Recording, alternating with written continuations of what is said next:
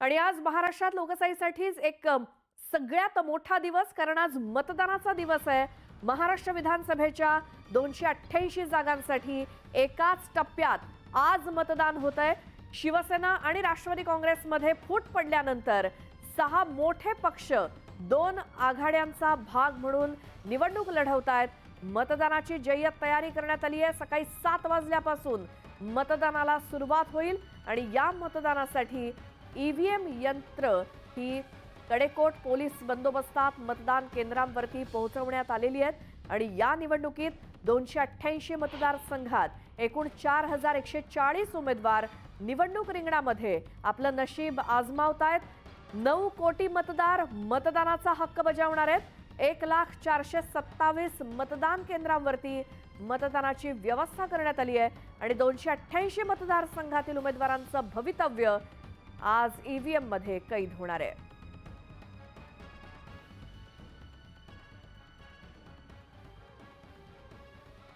तर आज महाराष्ट्रामध्ये विधानसभेसाठी एकाच टप्प्यात मतदान पार पडतंय आणि या सगळ्या मतदानाचा आढावा घेण्यासाठी आमचे प्रतिनिधी वेगवेगळ्या ठिकाणाहून आपल्या सोबत जोडले गेलेत।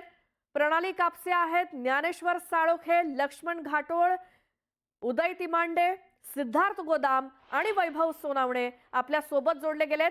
आणि महाराष्ट्रातल्या 288 मतदारसंघातून आज संपूर्ण दिवसभर आपण मतदान प्रक्रियेचे अपडेट घेणार आहोत। सुरुवातीला जाऊयात मुंबईत आमच्या प्रतिनिधी प्रणाली कापसे यांच्याकडे। प्रणाली, कोणत्या मतदान केंद्रावरती तुम्ही आहात, कशी तयारी आहे?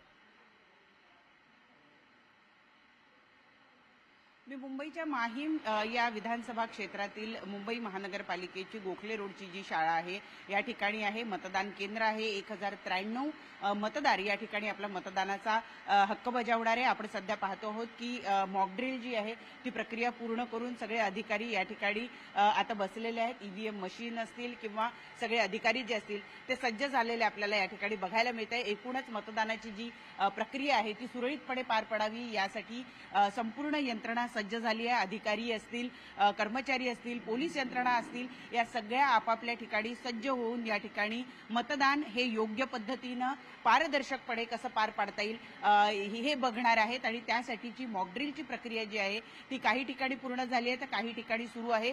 सगळ्या विभागातले सगळ्या पक्षांचे प्रतिनिधी जे आहेत ते या ठिकाणी उपस्थित झाले आणि त्यांच्या मार्फत मॉकड्रिलची प्रक्रिया जी आहे ती पूर्ण केली जाते आहे। मुंबईमध्ये 36 विधानसभा क्षेत्र आहेत आणि या 36 विधानसभा क्षेत्रासाठी जवळपास 1 कोटीहून अधिक मतदार आपला मतदानाचा हक्क आज बजावणार आहे आणि त्यासाठी संपूर्ण मुंबई सज्ज झालेली आहे। मुंबई महानगरपालिका, त्याचबरोबर पोलीस प्रशासन आणि सगळेच जण या ठिकाणी सज्ज झाल्याचं आपल्याला बघायला मिळत आहे। या मतदान केंद्रावर जवळपास 5 ते 6 बूथ आहेत आणि प्रत्येक बूथवर मॉकड्रिलची प्रक्रिया जी आहे ती पूर्ण करण्यात आलेली आहे।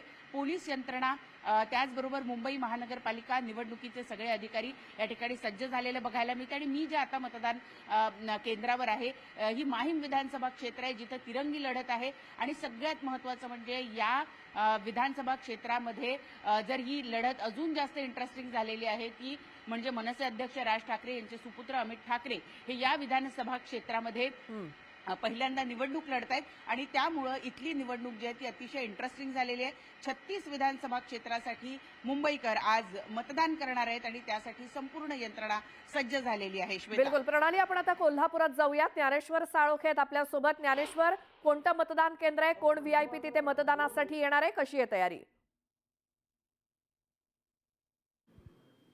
श्रोता, कोल्हापुरातल्या लक्षतीर्थ वसाहतीतल्या प्रबुद्ध भारत या शाळेमध्ये मी आहे आणि या ठिकाणी पाहायला गेलं तर मॉकपोलची या ठिकाणी यंत्रणा सध्या काम करताना आपल्याला पाहायला मिळतात। मशीन सुस्थितीत आहेत का नाही याची पडताळणी आहे ते उमेदवार प्रतिनिधींच्या समोर आहे ते केली जाते। आपल्याला माहितच आहे की कोल्हापूरमधल्या 10 विधानसभा क्षेत्रासाठी हे मतदान होते आणि कोल्हापुरात 3452 केंद्र यासाठी आहे ते निवडणूक विभागानं निर्धारित केलेले आहेत आणि या सगळ्या मतदान केंद्रावरती आहे ते आता लगबग सुरू असल्याचं आपल्याला पाहायला मिळते। काही क्षणातच या ठिकाणी मतदारांच्या रांगा लागतील आणि प्रत्यक्ष मतदानासाठी मतदार आहेत ते बाहेर पडणार आहेत। एकूणच पाहायला गेलं तर कोल्हापूरमध्ये लक्षवेधी अशा पद्धतीची निवडणूक आहे ते राधानगरी, कागल, कोल्हापूर शहर आणि कोल्हापूर दक्षिण या मतदारसंघामध्ये होताना पाहायला मिळते। आणि या मतदारसंघाच्या माध्यमातून पाहायला गेलं तर अगदी सतेज पाटील, हसन मुश्रीफ, राजेश क्षीरसागर, धनंजय मांडे यांची प्रतिष्ठा पणाला लागल्याचं पाहायला मिळते. ज्या पद्धतीनं प्रचार आहे तो कोल्हापूरमध्ये झाला, प्रियांका गांधी प्रचारासाठी उतरल्या होत्या, योगी आदित्यनाथ उतरले होते आणि त्यावरून कोल्हापूरमध्ये भगवं वादळ आणि प्रियांका गांधी आंधी हे अशा पद्धतीचा जो प्रचार केला गेला होता, त्यामुळे पुरोगामित्व अथवा हिंदुत्वत्व अशा पद्धतीचा सामना सुद्धा आहे तो कोल्हापूरमध्ये रंगल्याचं पाहायला मिळालं. आणि त्यामुळे कोल्हापूरकर आज कौल कुणाला देणार हे पाहणं महत्त्वाचं असणार आहे. अनेक मुद्दे जे आहेत ते या निवडणुकीच्या दरम्यान चर्चेला आले होते. लाडकी बहीणच्या मुद्द्यावरून धनंजय महाडिकांना टार्गेट करण्याचा प्रयत्न झाला होता. आचारसंहिता भंगाचा गुन्हा सुद्धा त्यांच्यावरती दाखल झाला होता. त्यावरून अगदी उद्धव ठाकरे यांनी धनंजय महाडिक यांच्यावरती आरोप केला होता. राजकीय वातावरण तापलं होतं आणि या राजकीय तापलेल्या वातावरणामध्ये ही होणारी निवडणूक आहे आणि त्या निवडणुकीमध्ये आता नेमकं कोण बाजी मारणार हे पाहणं महत्त्वाचं आहे. बरोबर आहे. ज्ञानेश्वर, आपण जाऊयात आता हसन मुश्रीफ, राजेश नाशिकमध्ये. लक्ष्मण घाटोळ आहेत आपल्यासोबत. लक्ष्मण, नाशिक मधलं काय वातावरण, जनता किती उत्सुक आहे आजच्या मतदानाच्या प्रक्रियेसाठी? श्वेता, नाशिक जिल्ह्यातील 15 विधानसभा मतदारसंघांसाठी तर उत्तर महाराष्ट्रातील 47 जागांसाठी ही मतदान प्रक्रिया जी आहे ती आज पार पडते. उत्तर महाराष्ट्रातून जवळपास 573 उमेदवार जे आहेत ते निवडणुकीच्या रिंगणात आहे. यासाठी सगळी तयारी जी आहे ती निवडणूक आयोगाकडून पूर्ण करण्यात आलेली आहे. मी नाशिकच्या देवळाली भागामध्ये असलेल्या एका मतदान केंद्रावरती आहे आणि त्या मतदान केंद्रावरती देखील आपण बघू शकतो हे सगळे अधिकारी जे आहेत ते व्हीव्हीपॅटची तपासणी करताय आणि हे सगळे यंत्र सुरळीतपणे सुरू आहे की नाही त्याची पाहणी करताय, तपासणी करताय आणि हे सगळे मशीन तपासणी झाल्यानंतर या ठिकाणी सकाळी 7 वाजता मतदान प्रक्रियेला प्रत्यक्षामध्ये सुरुवात होईल. मी जसं यापूर्वी सांगितलं की उत्तर महाराष्ट्रातल्या 47 जागा आहे. या 47 जागांमध्ये छगन भुजबळ असतील, बाळासाहेब थोरात असतील, विखे पाटील असतील, दादा भुसते असतील, त्याचबरोबर जळगावमध्ये तिकडे गिरीश महाजन असतील, जामनेरमध्ये आपण बघितलं तर अशा या सगळ्याच निवडणुका ज्या आहेत त्या अत्यंत महत्त्वाच्या आहेत, चुरशीच्या आहे. या सगळ्या मतदारसंघांमध्ये अनेक प्रचार सभा रंगल्या, ज्यामध्ये देशाचे पंतप्रधान नरेंद्र मोदी असतील, अमित शहा असतील, काँग्रेसचे अध्यक्ष किंवा काँग्रेसचे नेते राहुल गांधी, प्रियंका गांधी, JP नड्डा असतील, मल्लिकार्जुन खरगे असतील, अशा सगळ्याच दिग्गज नेत्यांच्या सभा, रोड शो जे आहे ते उत्तर महाराष्ट्रामध्ये पार पडले आणि उत्तर महाराष्ट्रातल्या या 47 जागांसाठीची मतदान प्रक्रिया पुढच्या काही तासामध्ये सुरू होणार आहे. या सगळ्यामुळे आता मतदारांचा कौल कुणाच्या बाजूने आहे तो निकालानंतर स्पष्ट होईल. मात्र प्रशासकीय यंत्रणा जी आहे ती आता पूर्ण झालेली आहे. श्वेता. उदय, विदर्भातले किती मतदारसंघ, किती जागा, कोण कोण महत्वाचे उमेदवार, किती मतदान केंद्र, कशी तयारी, तिथे मॉक ड्रिल वगैरे झालंय का? श्वेता, अगदी खरं आहे. सगळ्या राज्याचं लक्ष यंदा जे आहे ते विदर्भावर असणार आहे, कारण विदर्भातूनच राज्याचा सत्तेचा महामार्ग जाणाऱ्या 62 जागा ज्या आहेत त्या विदर्भातून येतं. त्यामुळे विदर्भ ज्याच्या बाजूने असेल त्याची राज्यात सत्ता असेल हे समीकरण आहे आणि त्यामुळे यावेळी सर्व राज्याचं लक्ष जे आहे ते विदर्भावर असणार आहे. आता आपण सध्या नागपूरच्या या मध्य नागपूरमधल्या मतदान केंद्रावर आहे. थोड्याच वेळात इथं राष्ट्रीय स्वयंसेवक संघाचे सरसंघचालक मोहन भागवत जे आहे ते आपल्या मतदानाचा हक्क बजावण्यासाठी येणार आहे. राज्याचे उपमुख्यमंत्री देवेंद्र फडणवीस या नागपूरमधून येतात. भाजपचे प्रदेशाध्यक्ष चंद्रशेखर बावनकुळे या नागपूरमधून येतात. त्यामुळे नागपूरच्या या सगळ्या प्रक्रियेकडे जे आहे ते सगळ्यांचं लक्ष लागून राहिलेलं असणार आहे. साधारणतः अर्धा तास आधी जे आहे ते मॉक पोलिंगची प्रक्रिया पूर्ण इथं पार पडलेली आहे आणि आता निवडणूक कर्मचारी जे आहेत ते आता या सगळ्या 7 वाजता जी मतदानाची प्रक्रिया सुरू होईल त्याच्यासाठी सज्ज झालेल्या सगळ्या EVM असेल किंवा या सगळ्या प्रक्रिया ज्या आहेत त्या पूर्ण तपासून झालेल्या राजकीय पक्षांच्या प्रतिनिधी समोर तपासून झालेल्या. त्यामुळे आता पुढच्या काही मिनिटांमध्ये जे आहे ते या मतदानाच्या प्रक्रियेला सुरुवात होणार आहे. नागपूरमध्ये जे आहे ते अनेक आरोप प्रत्यारोपाच्या फैरी, राजकीय फैरी ज्या त्या झाडण्यात आल्या. अनिल देशमुख यांच्यावर हल्ला झाला, सोबतच पंतप्रधान नरेंद्र मोदी ते इकडे उद्धव ठाकरेंपर्यंत या सगळ्या नेत्यांच्या ज्या त्या विदर्भामध्ये सभा झाल्या होत्या. त्यामुळे राजकीय वातावरण ढवळून निघालं होतं. मात्र आपण सुरुवातीला ज्या पद्धतीनं बोललो की ज्याच्या बाजूनं विदर्भाचा कौल असेल त्याची राज्यात सत्ता असेल, त्यामुळे आज मतदान जास्तीत जास्त पद्धतीनं कसं होईल आणि ते आपल्याकडे कसं वळवता येईल या दृष्टीनं राजकीय पक्ष देखील सज्ज असणार आहे. थोड्या वेळात आता ही मतदानाची प्रक्रिया जी आहे ती सुरू होईल. गेल्या 2019च्या निवडणुकीमध्ये जवळपास 60% मतदान जे आहे ते नागपूर जिल्ह्यामध्ये झालं होतं. त्यामुळे यावेळी आता किती मतदानाचा टक्का जातो आणि तो कोणाच्या बाजूने जातो हे पाहणं जे आहे ते महत्त्वाचं असणार आहे. अगदी पुढच्या काही 15 ते 20 मिनिटांमध्ये जे आहेत या सगळ्या निवडणुकीच्या प्रक्रियेला नागपूरमध्ये सुरुवात होणार आहे. बिलकुल. आता पुण्यात जाऊयात. वैभव सोनवणे आहेत. वैभव, तिथे कशी आहे सज्जता?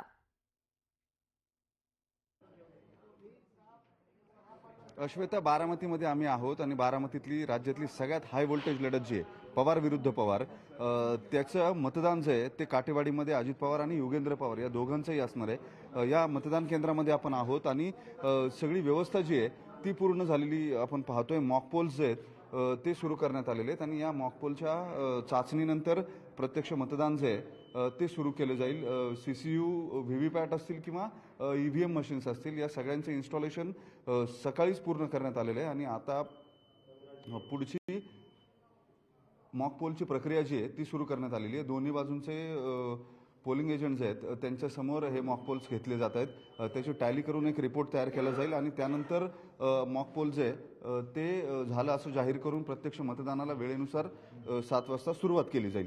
या सगळ्या प्रक्रियेमध्ये अजित पवार हे सगळ्यात आधी मतदानाच्या ठिकाणी येतील अशी माहिती आपल्याला मिळते, ज्यानुसार काटेवाडीच्या घरीच ते आज मुक्कामी आहेत. इथून सगळ्यात आधी ते मतदानासाठी येतील आणि त्यानंतर योगेंद्र पवार येतील अशी माहिती मिळते. राज्यातली अत्यंत हाय व्होल्टेज अशा स्वरूपाची ही लढत जी आहे ती झालेली ही लढत जी आहे ती चर्चेत राहिली.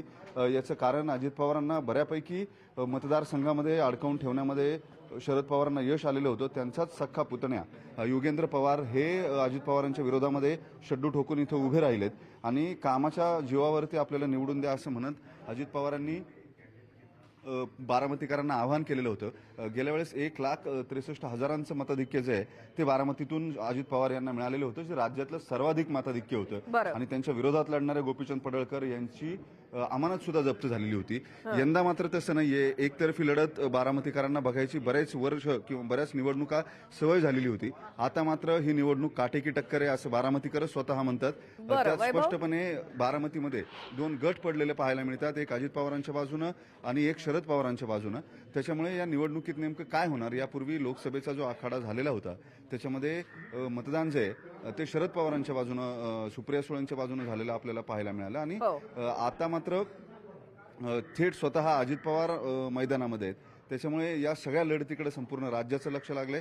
अत्यंत महत्वाची आणि हाय व्होल्टेज लढत जी आहे ती ही लढत समजली जाते. आपण पुन्हा एकदा बॅलेट पेपर पाहूयात. याच्यावरती नावं जी आहेत याच्यावर नावं जी आहेत मशीनवरती, ही नावं अशा पद्धतीने असणार आहेत. अजित अनंतराव पवार हे पहिलंच नाव आहे अजित पवारांचं. योगेंद्र पवारांचं नाव जे आहे ते तिसऱ्या क्रमांकावरती असणार आहे आणि त्यानंतर एकूण 23 उमेदवार जे आहेत त्यांची सगळ्यांची पूर्ण नावं आणि चिन्ह जी आहेत ती इथं समोर लावण्यात आलेली आहेत. या सगळ्याबरोबरच निवडणूक निर्णय अधिकारी जे आहेत त्यांच्याकडून या सगळ्या गोष्टींची माहिती जी आहे ती मतदारांना दिली जाईल इथल्या आणि मतदानासाठी काटेवाडीतले जे मतदार येतील त्यांच्यासाठी प्रामुख्यानं ही तयारी जी आहे ती सगळ्यांची करण्यात आलेली आहे. उमेदवार जे आहेत त्यांची नावं जी आहेत त्यांची यादी जी आहे ती देण्यात आलेली आहे आणि आपण पाहतोय आतमध्ये तयारी जी आहे ती जवळपास पूर्ण झाली आहे आणि इन्स्टॉलेशन जे आहे ते पूर्ण करण्यात आलेलं आहे. या सगळ्या प्रक्रियेमध्ये CCU कंट्रोल युनिट असतील, व्हीव्हीपॅट असतील किंवा EVM मशीन्स असतील, या सगळ्यांचं इन्स्टॉलेशन पूर्ण झालेलं आहे आणि आता काही वेळामध्ये मतदान प्रक्रियेला प्रत्यक्षात सुरुवात होईल. बरं वैभव, आता आपण जाऊया मराठवाड्यात. छत्रपती संभाजीनगरातून सिद्धार्थ गोदाम आहेत. सिद्धार्थ, तुम्ही कुठल्या आहात मतदान केंद्रावरती आणि तिथे कोण कोण येणारे मतदानासाठी, किती एकूण मतदारसंघ आणि कसं आहे वातावरण? मी एका खाजगी शाळेच्या बूथवर उभा आहे आणि या ठिकाणी पूर्ण तयारी झालेली. मी थोडं बूथचं हे दाखवतो. थोडी बहुत सजावट सुद्धा यावेळेस निवडणूक आयोगाने केलेली. प्रत्येक बूथवर अशा पद्धतीच्या काही चित्र लावून त्या ठिकाणी सजावट करण्याचा प्रयत्न करण्यात आलेला आहे आणि बूथमध्ये सुद्धा पूर्ण तयारी झालेली. अगदी पहाटे सुरुवात झालेली. मॉक ड्रिल सुद्धा या ठिकाणी झालेले आणि आपण बघतोय कर्मचारी अत्यंत डोळ्यात तेल टाकून मॉक ड्रिल करतायत, सगळ्या यंत्रणा तपासून घेत आहेत. कारण आपल्याला माहीत आहे की अगदी कुठल्याही पद्धतीची चूक या ठिकाणी माफ केली जात नाही. त्यामुळे प्रत्येक गोष्ट तपासून कर्मचारी अगदी सगळ्या गोष्टीचा आढावा घेत आहेत. आता मशीन सील या ठिकाणी होते आहे. मॉक ड्रिल जवळपास 10 ते 15 वेळेस या ठिकाणी घेण्यात आलेले आणि एकंदरीतच पूर्ण यंत्रणा सज्ज आहे, कर्मचारी सज्ज आहेत आणि आता फक्त यांना मतदाराची जी आहे प्रतीक्षा आहे. मतदार आले की या ठिकाणी मतदान सुरू होईल. आता मी थोडं मतदार आमच्या जिल्ह्याचा आढावा सांगतो की एकंदरीतच जवळपास 3200 बूथ जे आहेत, 3272 बूथ छत्रपती संभाजीनगरमध्ये आहेत. 9 विधानसभा मतदारसंघ आहेत आणि जवळपास 182 मतदार आहेत आणि जवळपास 33 लाख मतदार जे आहे मतदान करणार आहेत पूर्ण तयारी झालेली आहे. निश्चितपणे या 9 मतदारसंघामध्ये मॅक्झिमम शिवसेना विरुद्ध शिवसेना अशीच लढत आहे. काही ठिकाणी नात्यागोत्यामध्ये लढत आहे. आपल्याला माहिती आहे कन्नडमध्ये पती पत्नीमध्ये लढत आहे. संजना जाधव आणि हर्षवर्धन जाधव. गमती जमती खूप झालेल्या प्रचारामध्ये सगळे मोठे नेते या ठिकाणी प्रचाराला येऊन गेलेले आहेत. आणि या मतदारसंघ या बूथवर मी यासाठी आलेलो आहे की या ठिकाणी माझं सुद्धा मतदान आहे. मी सगळ्यात आधी मतदान या ठिकाणी करणार आहे. आणि इतर मतदारांना सुद्धा आपण आवाहन करूया की लवकरात लवकर बाहेर पडा, जास्तीत जास्त मतदान करा. बिलकुल, सगळ्यांचे धन्यवाद. प्रणाली, ज्ञानेश्वर, लक्ष्मण, उदय, सिद्धार्थ आणि वैभव.